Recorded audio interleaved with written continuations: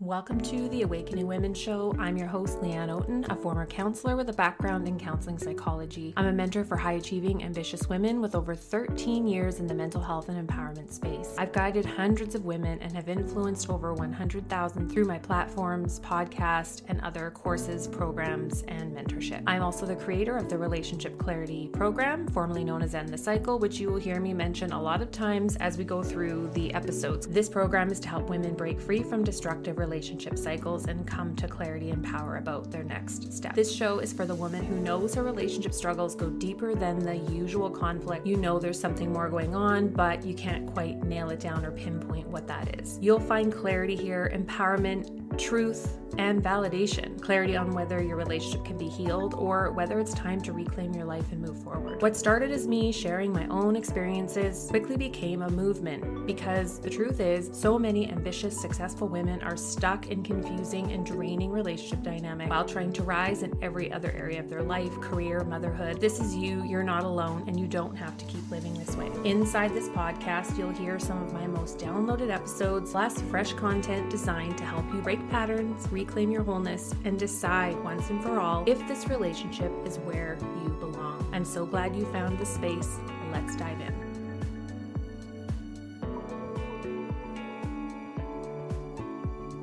Welcome to this edition of the Awakening Women podcast. I'm your host, Leanne Oaten. And in this episode, we are in part 4 of the series on breaking emotional addiction.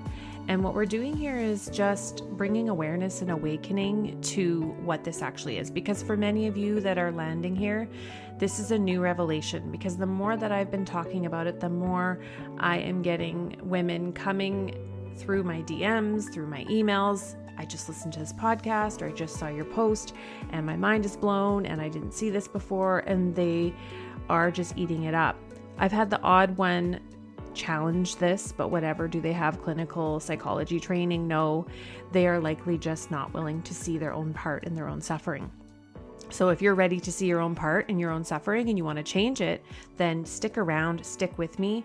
You're going to want to grab my free class. It's a 20-minute deep dive into the signs of emotional addiction and how to know when that is at play in your relationship situation. And it's really important to know that this is not just a quick fix. This is not a quick one and done. Oh, I realize this is what I have and now I'm going to do differently. This is at least a few years process of rewiring and changing beliefs, behaviors, values, patterns, thoughts, emotional patterns, all of it.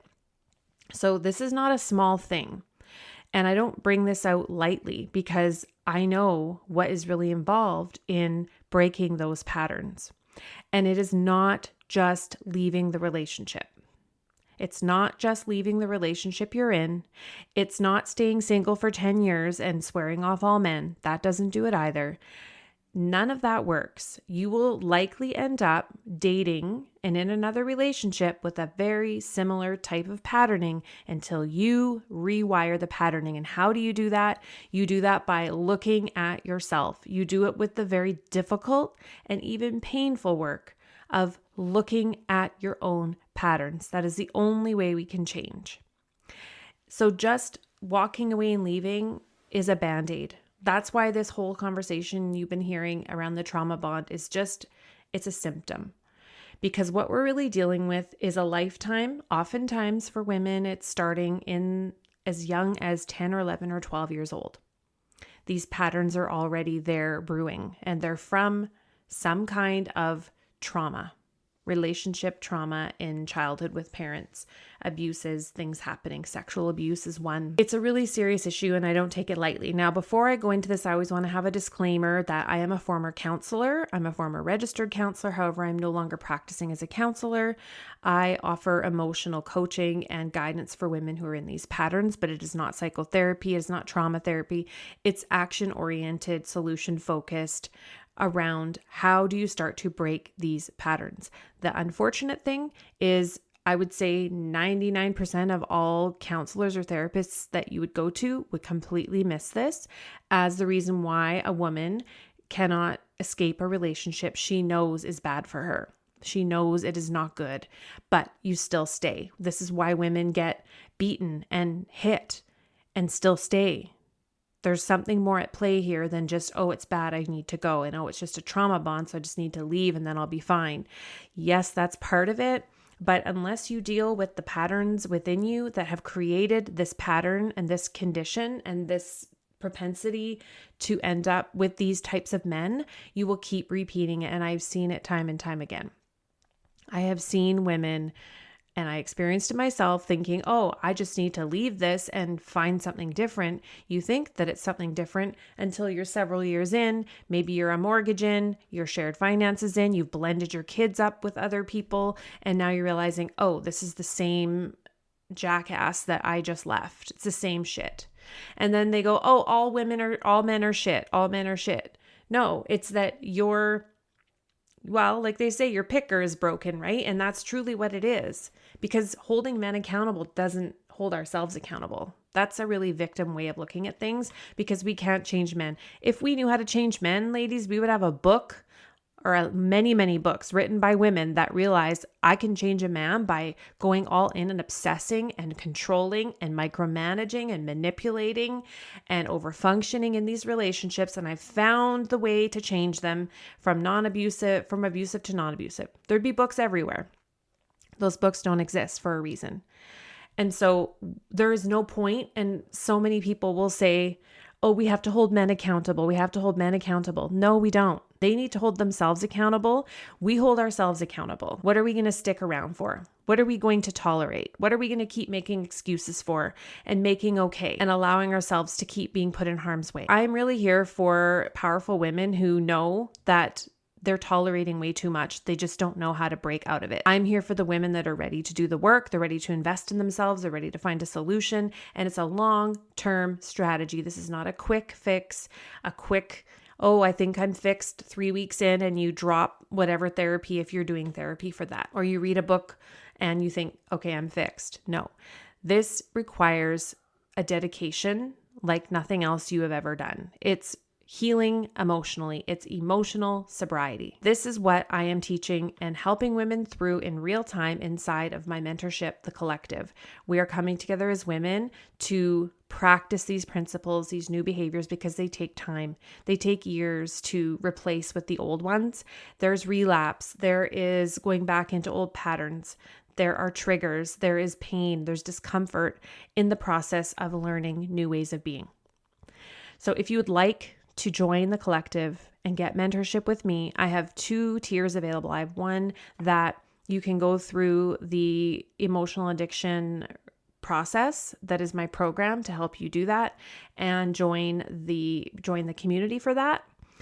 And then you also get several weekly broadcasts in Telegram that help you stay in the work. So these are quick 5 to 10 minute at the most broadcasts where I go over a principle, a reminder, something to do with boundaries, something to do with emotional awareness, how to experience more emotional empowerment and self-mastery. So you'll have these reminders 4 times a week that you can listen to in between other things that you're doing, because it's all available in the app with a quick play. That's it. There's no messing around. And then I have the VIP level where you actually get access to me 3 times a week for questions, Q&A. There are multiple themed threads to help you at every level of the emotional addiction healing process, including when you have planned your exit or you're planning your exit, and on the other side once you leave. So I have created the space, the only space that centers all of that into one spot that you can get access to everything from one app. To get the details on that, you can head to the link in the show notes. Okay, so let's talk about why emotional addiction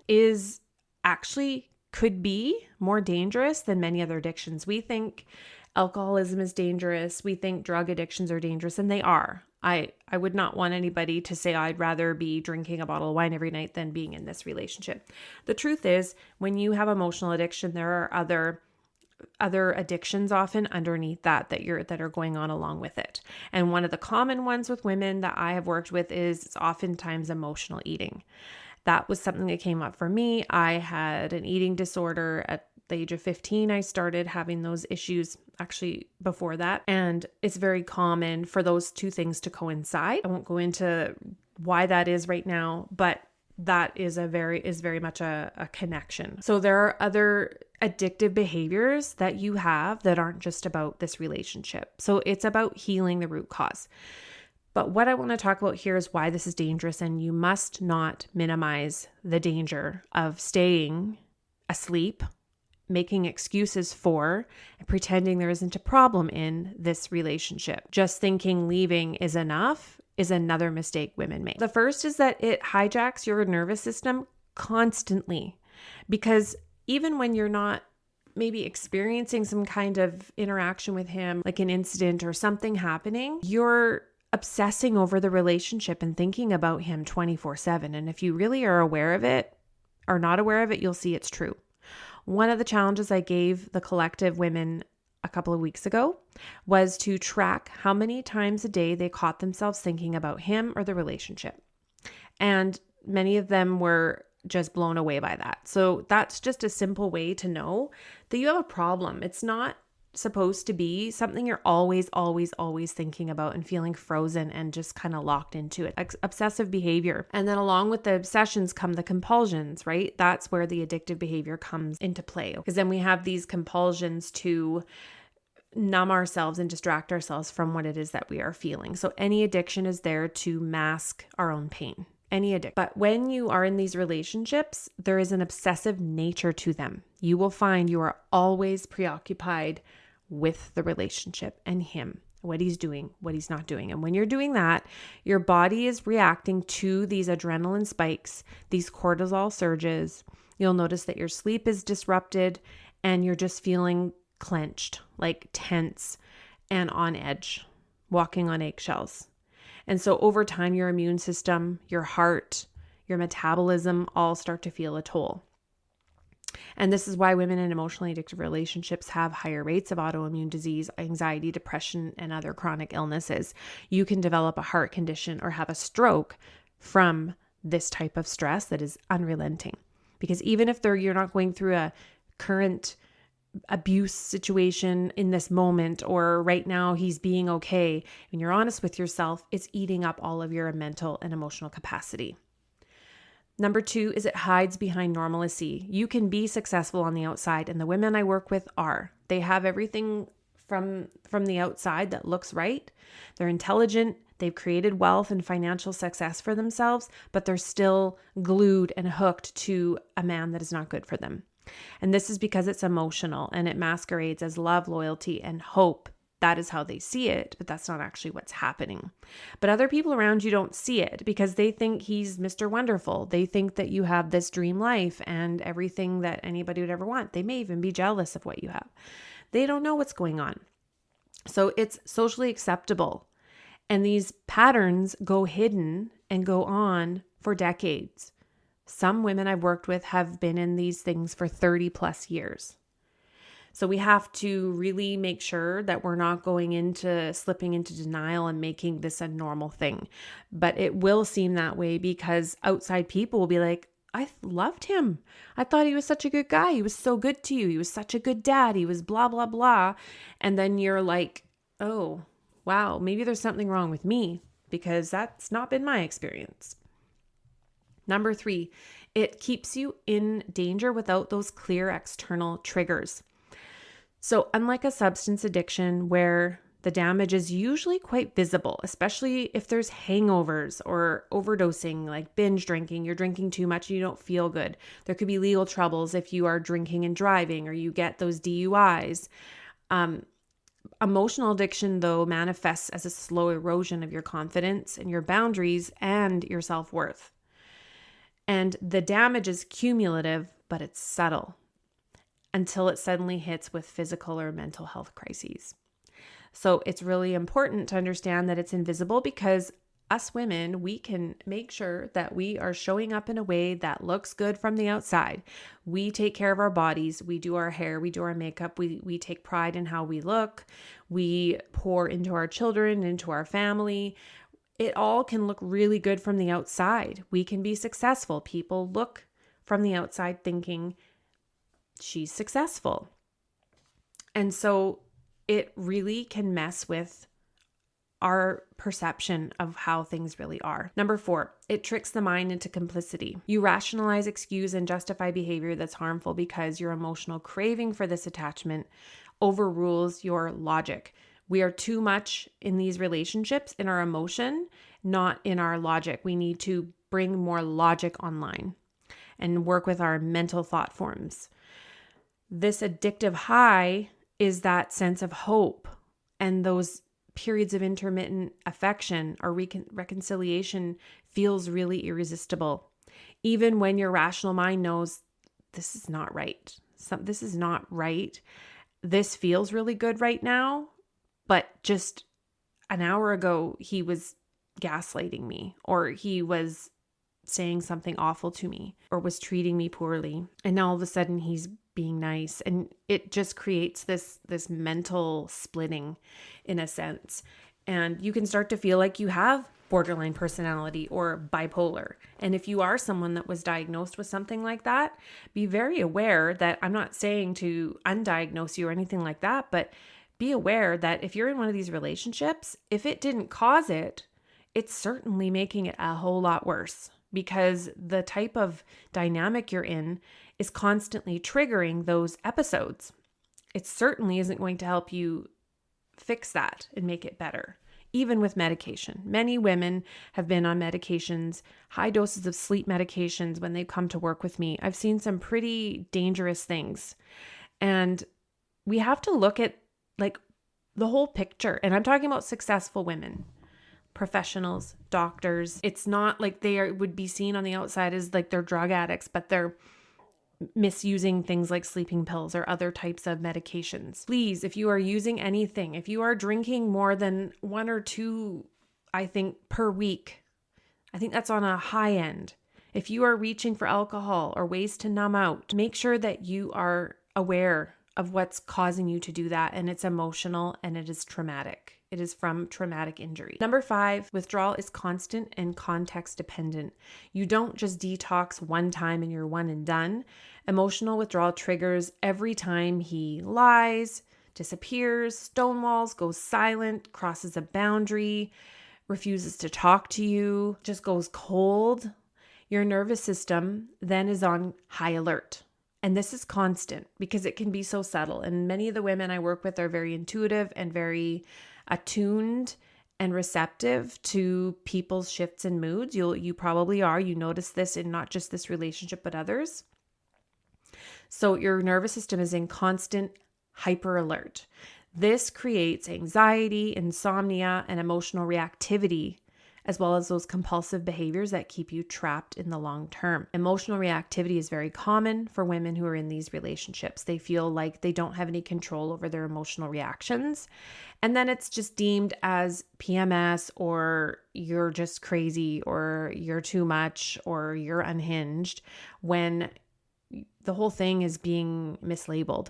That this is just a natural reaction to your nervous system being in overdrive all the time. And then number 6, it affects every single area of life. So one way we can identify an addiction is this addiction, whatever it is, if it's binge eating, overeating, compulsive eating, alcohol, drugs, this relationship, shopping, overworking, is this behavior impacting in a negative way one or more areas of my life?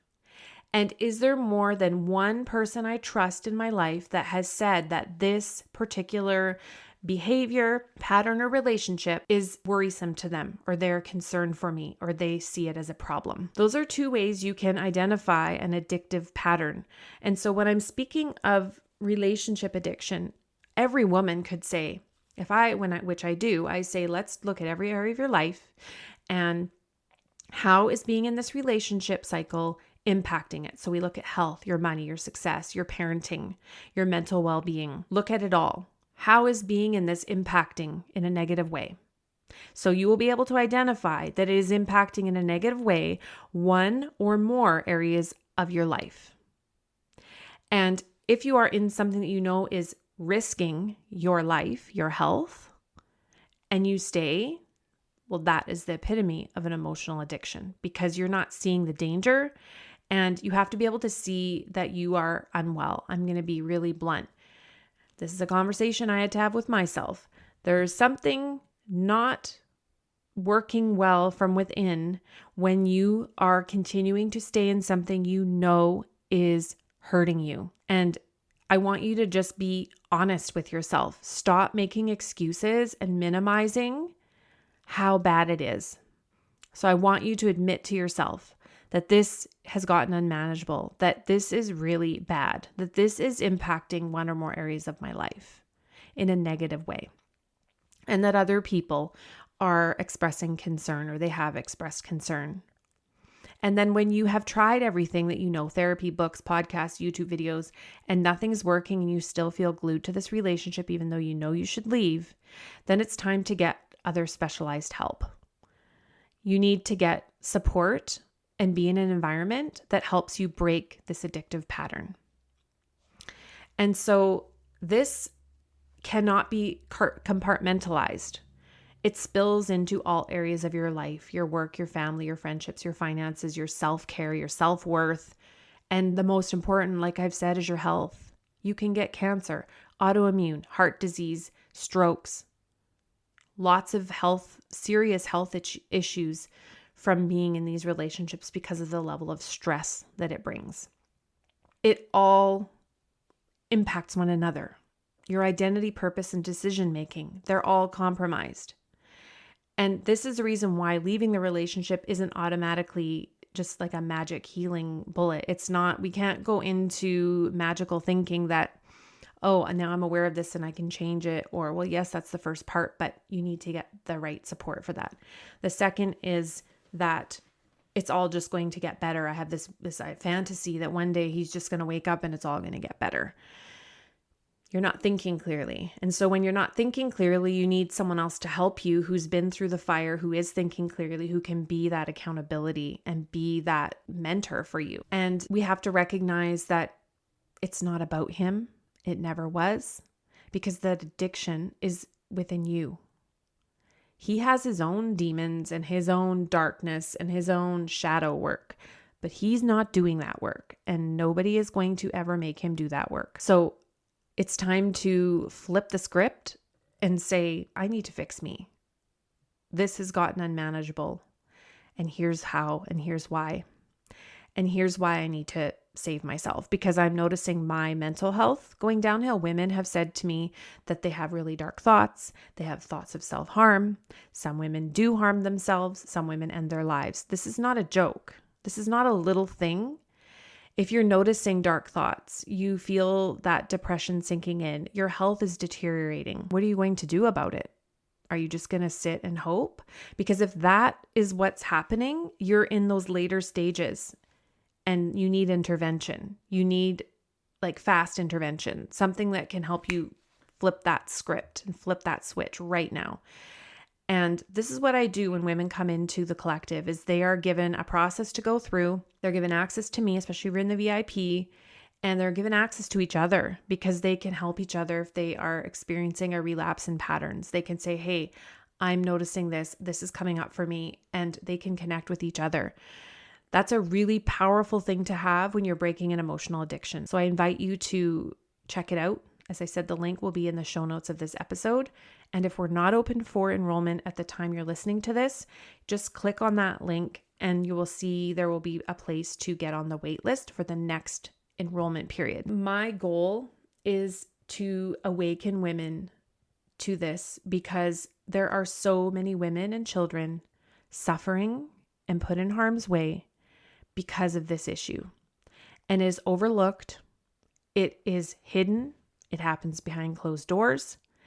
And women have said to me over the years, I wish he would just hit me, because then it would be really obvious that there's a problem. Again, that is later stage emotional addiction. If you can say something like that, like think about that statement and how shocking that is to say. So you need a man to hit you in order to feel justified to get the fuck out of there. That is like the later stages of emotional addiction. You're in deep if you're thinking those kinds of thoughts. And so you need external shifts. You need someone else from the outside to keep you sober so that you can stay on the path to healing and working through this. I hope this has been helpful and that you've taken away something from this. And whatever you do, don't go back to sleep. Take the next step, whether that's coming into this mentorship, if it is taking this episode and writing down all the things that I've guided you to do as a first step, then start there. We need to have awareness as the first step, but that's not where it ends. There is work on the other side. It's a process. It can take years. Even with mentorship, it can take years to fully become emotionally free. But that's what I want for every woman, is that she is emotionally free. She is not entangled in things that are making her sick and make her losing her self-worth and sense of self. I want every woman to be free from that forever. And that's really what my mission is. All right, I'll talk to you in the next episode. Bye for now.